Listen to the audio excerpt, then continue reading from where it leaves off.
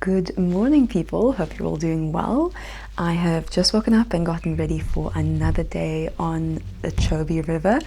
This morning we are heading to Lilyland, which is one of my favorite parts of the Chobe. It is on the Namibian side of the river, so you can only go here when you're staying on the houseboat, since the houseboat is docked on the Namibian side and you have to go through immigration and everything.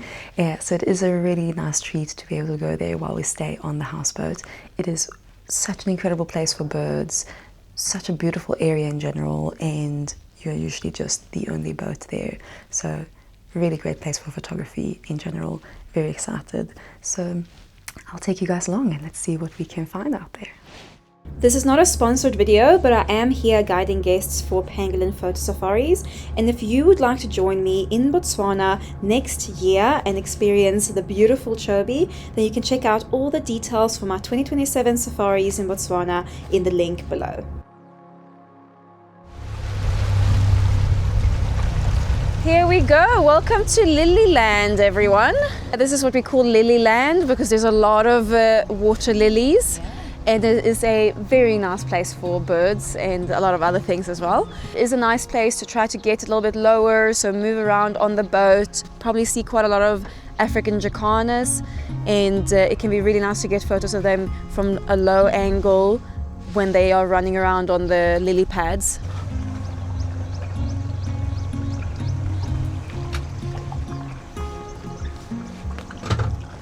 There's an African jacana here to the right. At around 2 o'clock to the boat. Oh, and he's carrying the chicks. You said he is the male? Yes, the male is actually the one who takes care of the young with African jacanas.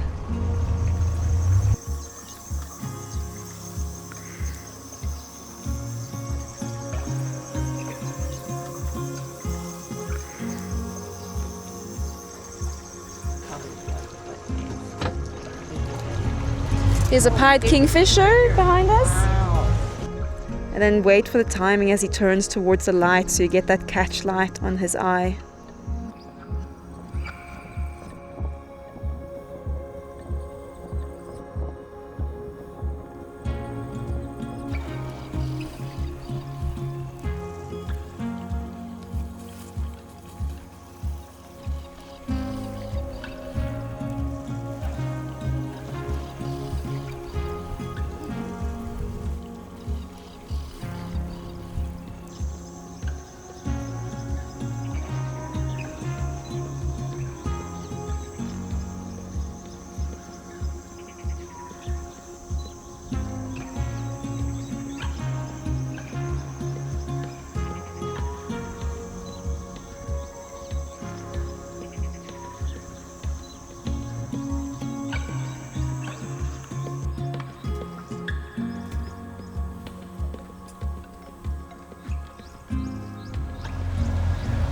Getting closer to the open bill here.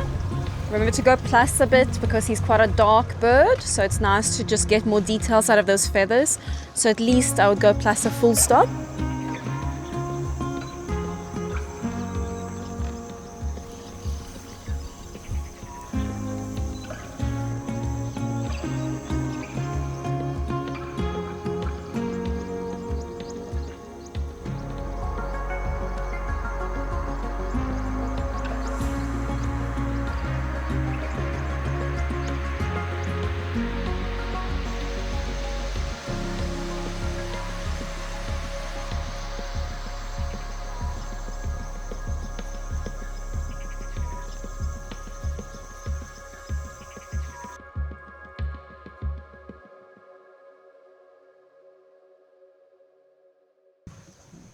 Remember, as we get very close to the birds, it can be nice to bring up your f-stop a little bit, especially now that we have more light available, so that you increase your depth of field and get more of them in focus. It also helps if they were to take off.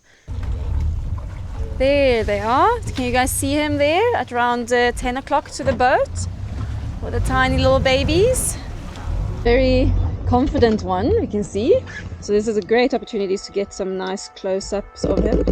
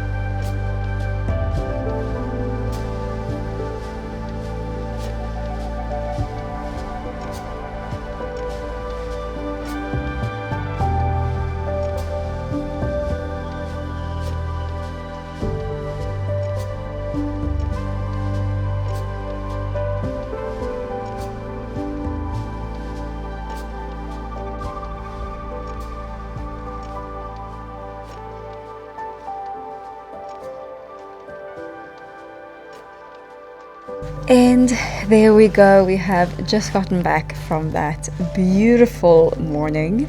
I think we were very, very lucky with some amazing encounters, especially the jacana with the little chicks that was so comfortable with us, so they end up getting really nice and close to the boat. And especially with little chicks like that, because they are so small, them getting a lot closer just helps you being able to actually capture nice photos of them, because otherwise they become very, very small in the frame when they're further away. So that was really, really magical, a lot of fun. I love Lilyland and always get some really cool photos there. So a magical morning, to say the least. Now it's time for brunch, and I'm very hungry, so I'm very excited for that too. And then we are gonna take it easy for a little bit before we do a presentation later today. I like to do a presentation where I go through all the technical sides of photography and just make sure everyone knows what I'm talking about when I talk about shutter speed and aperture and ISO out in the field. So that's the plan for the rest of the day before we head out for afternoon game drive. I'm hoping the weather changes and that it gets a little bit warmer, because right now it's quite overcast and a little bit cool and windy, because when it gets a little bit hotter in the afternoon, there's better chances of things like elephants coming down to the river to swim and drink, and that always makes for really good photos in the afternoon. So I'm really hoping that we might get that. And also, if it clears up and we don't have this overcast weather the whole day, then we have a better chance for a good sunset. So really hoping we might get that this afternoon, but we'll just have to see. Oh, and I thought I'd show you guys my new camera bag that has been super, super useful on the boats, because I like to bring my gear with me on the boat, and I like to bring both my cameras and have them somewhere to put them, and then be able to like carry them on and off the boat easily. And that's always been a big problem for me when we're going on and off the boats. But this camera bag has solved all of that, because my usual camera bag, one, I can't put my lenses in without taking the lens hood off and having to like pack everything away completely, when I'm like, I'll just be packing it up again tomorrow. And then also it like takes too much space. I want something that is a little bit easier to like just put on the side, so I don't take space from my guests. And look at this bag.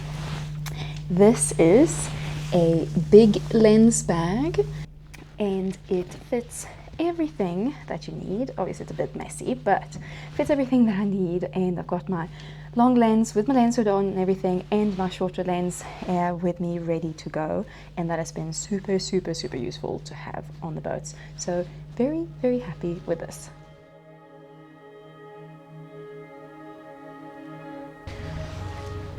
As we get closer now, it can be a good idea to bring up the f-stop a little bit.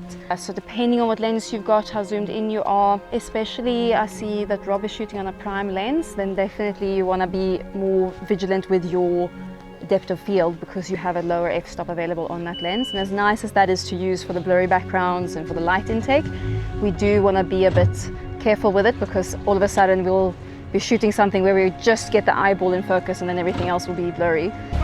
Big crocodile up here, so then you might want to bring up your f-stop again a bit to increase the depth of field. We've got a lot of light available, so you could go to something like an f9. But when you then bring up your f-stop, what ends up happening is obviously you're letting less light into the sensor. So now, because you're photographing a stationary subject, we can then bring down the shutter speed so that our ISO doesn't go up too high. Okay, so the exposure triangle again, they scare you fast, I must be honest. They will lie dead still like this, and then all of a sudden, like that, they'll be down in the water.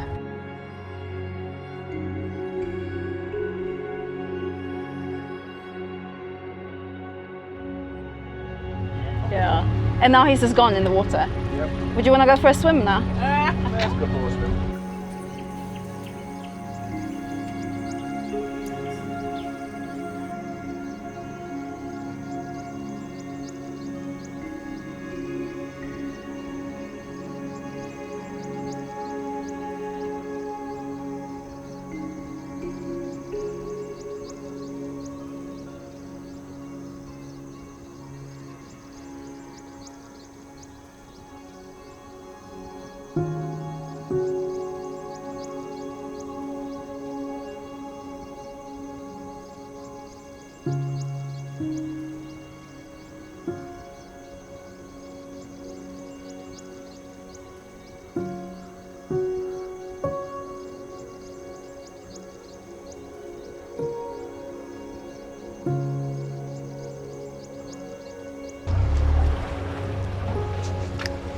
It's really cool getting them walking towards us like that.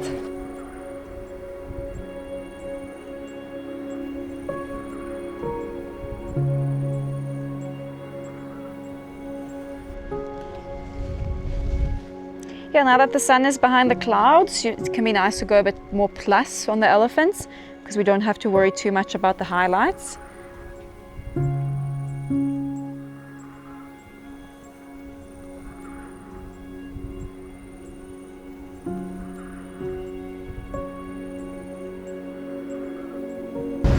Wow, that's quite a beautiful scene, hey? Yeah, with the clouds. So if you're able to zoom out and include the clouds, that can be really nice to do. Could be nice to get your wide angles ready if you do have them, in case these elephants decide to come nice and close to us.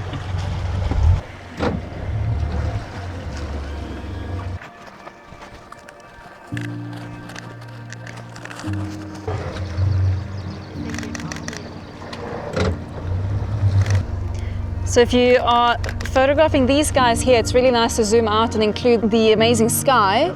You're going to want to go plus as much as possible without overexposing the sky, because you want to get some details out of those dark elephants, but we want to keep those textures in the sky.